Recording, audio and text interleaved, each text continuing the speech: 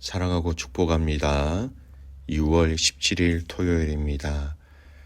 오늘 이 하루도 하나님의 나라의 능력을 체험하며 살아가는 복된 가족들이 되시기를 축복합니다. 오늘 말씀 제목은 열매와 제자라는 제목으로 함께 말씀을 나누고자 합니다. 오늘은 마가복음 3장 20절에서 35절까지의 말씀입니다. 말씀 봉독합니다. 또 이르시되 너희가 이 비유를 알지 못할진대 어떻게 모든 비유를 알겠느냐. 뿌리는 자는 말씀을 뿌리는 것이라. 말씀이 길가에 뿌려졌다는 것은 이들을 가리킴이니 곧 말씀을 들었을 때에 사탄이 즉시 와서 그들에게 뿌려진 말씀을 빼앗는 것이요.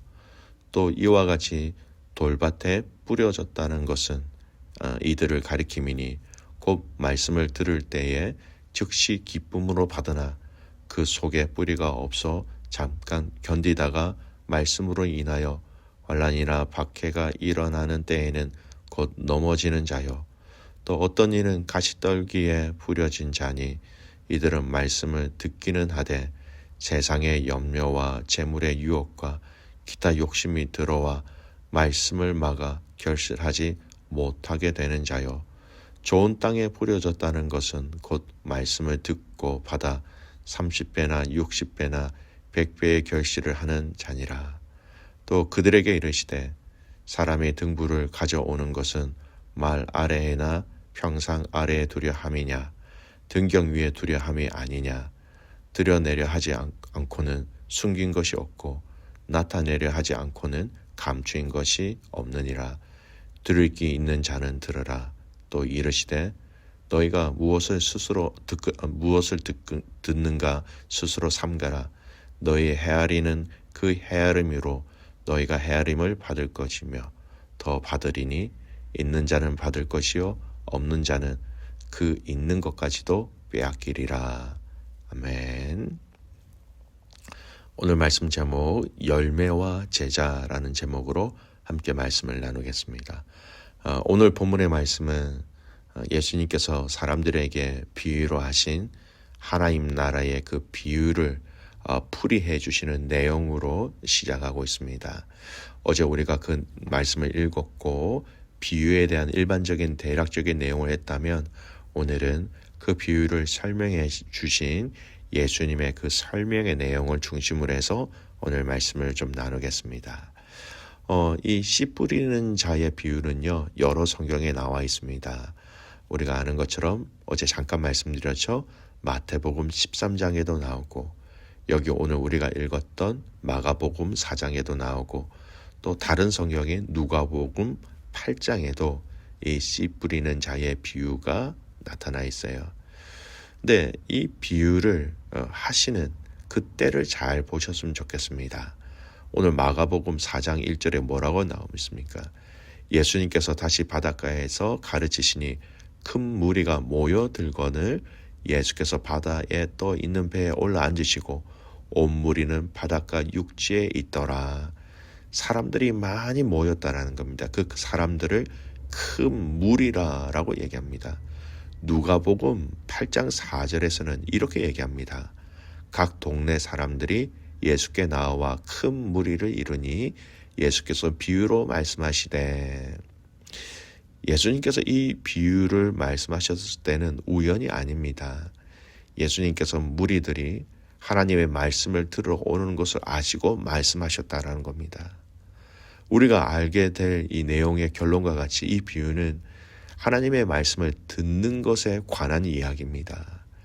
그러므로 예수님께서 이 비유의 말씀을 하시면서 하나님의 그 말씀을 듣는다고 해서 다 열매를 맺는 것이 아니다. 즉 하나님의 말씀이 그들의 마음에 심겨지는 것이 모두가 심겨지는 것은 아니다라고 말씀하고 계신 것이죠.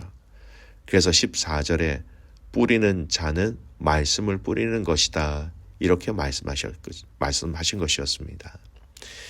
예수님이 하나님 나라의 복음을 선포하는 것이 씨를 뿌리는 것으로 비유적으로 말씀하고 있는 것이죠. 자, 이제는 이 비유의 내용으로 들어가 보겠습니다. 4가지 곳에 씨가 뿌려지죠. 첫 번째, 길가에 떨어진 씨입니다.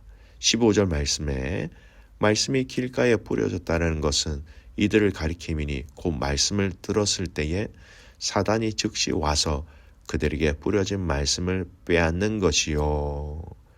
이 말씀은 병행구절 누가복음 8장 11절에서 12절 말씀 이렇게 얘기합니다. 이 비유는 이러하니라. 씨는 하나님의 말씀이요 길가에 있다는 것은 말씀을 들은 자니 이에 마귀가 가서 그들이 믿어 구원을 얻지 못하게 하려고 그 말씀을 그 마음에서 빼앗는 것이요. 오늘 이 본문에 보면 뿌려진 씨는 하나님의 말씀, 즉 예수님께서 선포하시는 그 하나님 나라에 대한 복음이지요. 하지만 이 말씀은 어떤 땅에 떨어지냐에 따라 뿌려지냐에 따라 열매 맺는 것이 다 다르므로 모든 것의 결과가 다 다릅니다. 귀로 들었다 할지라도 마음 내면으로는 깨닫지 못한다, 이런 의미가 바로 이 길가에 떨어진 씨라는 겁니다. 말씀의 씨앗, 즉 이 말씀을 받는 마음에 따라서 결과가 달라지지요.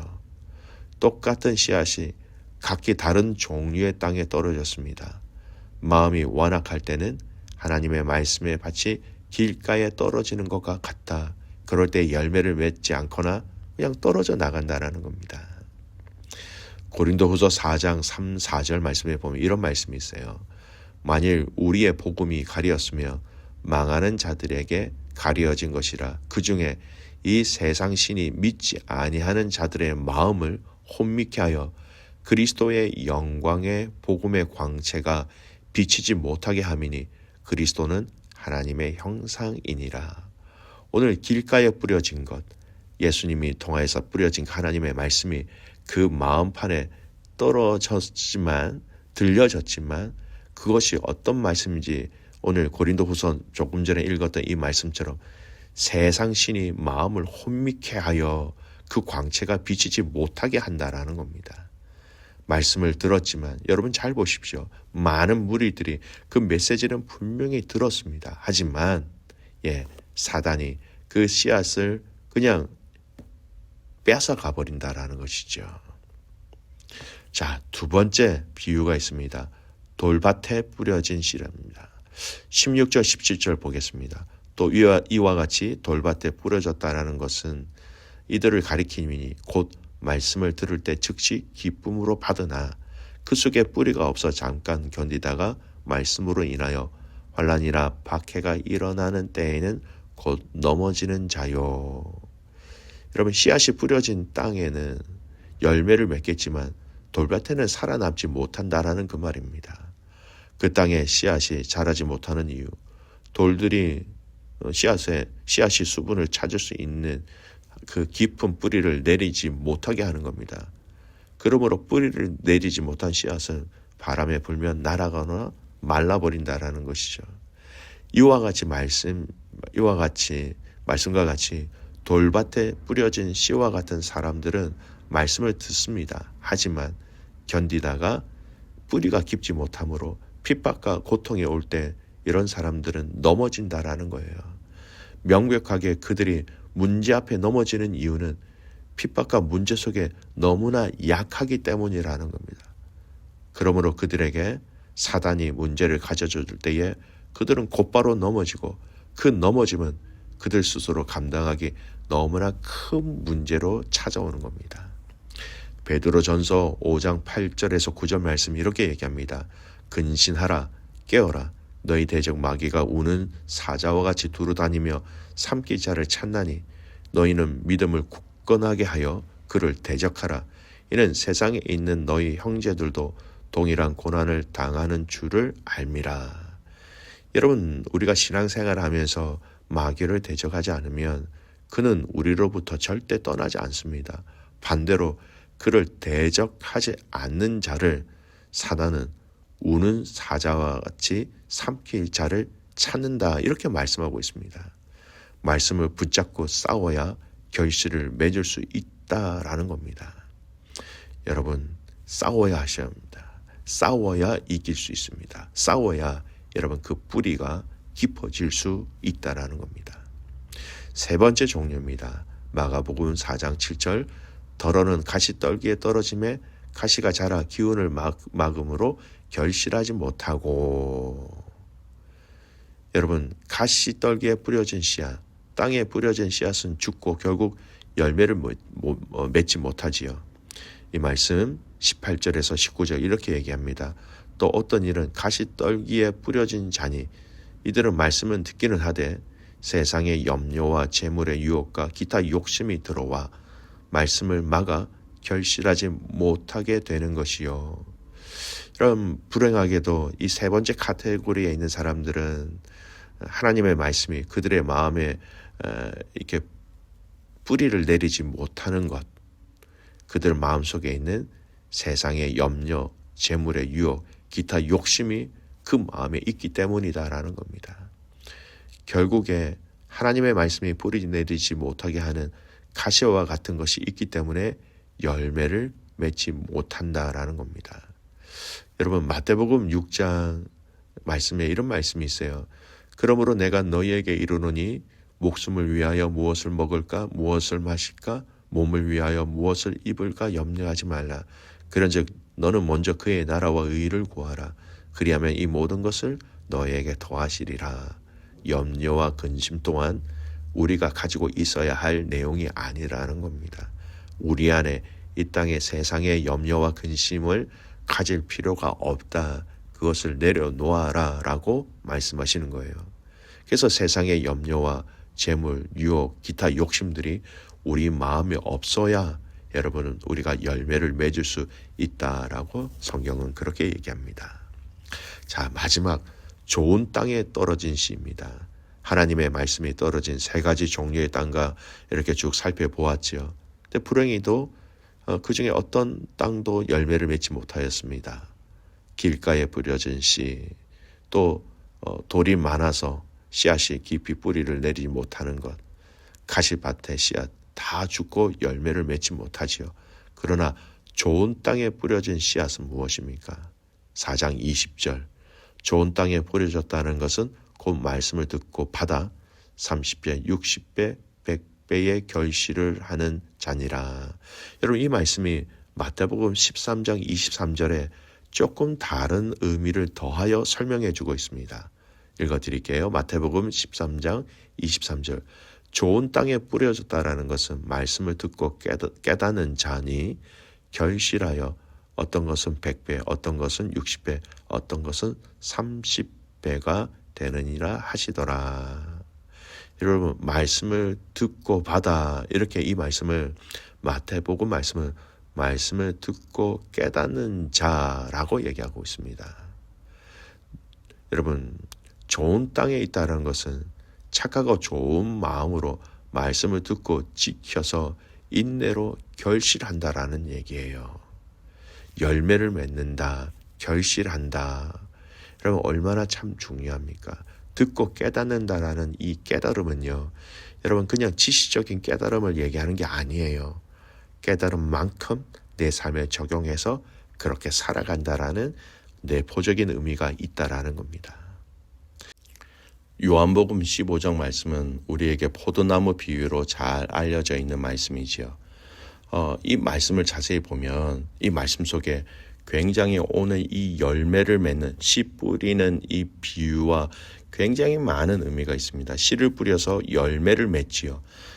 요한복음 15장 말씀은 우리가 하나님과 예수님과 우리의 관계를 이야기하면서 열매로 얘기하고 있는데요. 제가 잠깐 읽어드릴게요. 나는 참 포도나무요 내 아버지는 농부라. 무릇 내게 붙어 있어 열매를 맺지 아니하는 가지는 아버지께서 그것을 제거해 버리시고 무릇 열매를 맺는 가지는 더 열매를 맺게 하려 하여 그것을 깨끗하게 하시느니라. 너희는 내가 일러준 말로 이미 깨끗하여졌으니 내 안에 거하라. 나도 너희 안에 거하리라. 가지가 포도나무에 붙어 있지 아니하면 스스로 열매를 맺을 수 없음같이 너희도 내 안에 있지 아니하면 그러하리라. 나는 포도나무여 너희는 가지라. 그가 내 안에 내가 그 안에 거하면 사람이 열매를 많이 맺나니 나를 떠나서는 너희가 아무것도 할 수 없음이라. 8절 말씀에 보면 너희가 열매를 많이 맺으면 내 아버지께서 영광을 받으실 것이요 너희는 내 제자가 되리라. 사랑하는 믿음의 가족 여러분, 좋은 땅에 뿌려졌다는 것은 말씀을 듣고 깨닫는 것.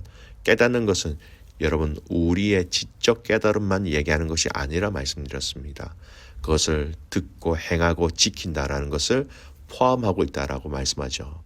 그러면 이 요한복음의 말씀도 우리가 주님과 함께 붙어져 있고 연결되어져 있을 때에 여러분 열매를 맺을 수 있다라고 얘기합니다. 우리가 좋은 마음밭을 어떻게 가질 수 있느냐?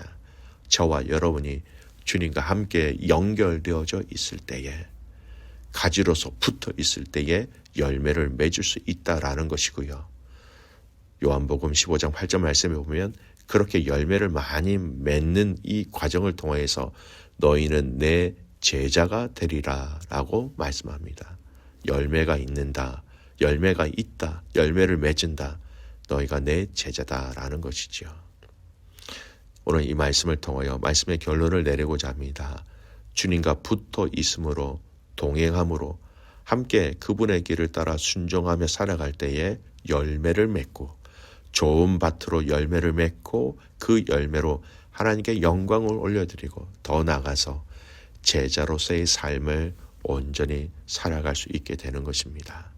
사랑하는 믿음의 가족 여러분, 오늘 저와 여러분이 좋은 밭이 되어서 말씀을 듣고 깨닫는 그 삶을 통하여 함께 순종함을 통하여 열매를 맺음으로 하나님께 영광을 올려드리며 제자로서 살아가는 복된 하루가 되시기를 주님의 이름으로 축복합니다. 기도합니다. 하나님 아버지, 오늘 이 말씀을 통하여 하나님 나라의 그 비밀들을 알게 해주셔서 감사합니다. 우리에게 주신 하나님 나라의 이 비밀들을 끝까지 알고 신뢰하고 철저하게 순종함으로 말미암아 하나님 우리 안에 거룩한 삶의 열매를 맺을 수 있도록 하나님 함께하여 주시옵소서. 우리가 좋은 밭을 가질 수 있다는 것, 주님께 붙어 있어야 좋은 밭이 될 수 있다는 걸 압니다. 주님 동행하여 주시고 함께 하심으로 말미암아 열매 맺게 하시고 그 열매를 맺음으로 주님의 제자로서 하나님께 영광 올려드리는 모든 가족들 되게 하여 주시옵소서. 그렇게 하실 주님을 신뢰하며 살아서 역사하시는 예수 그리스도의 이름으로 감사하며 기도드리옵나이다. 아멘.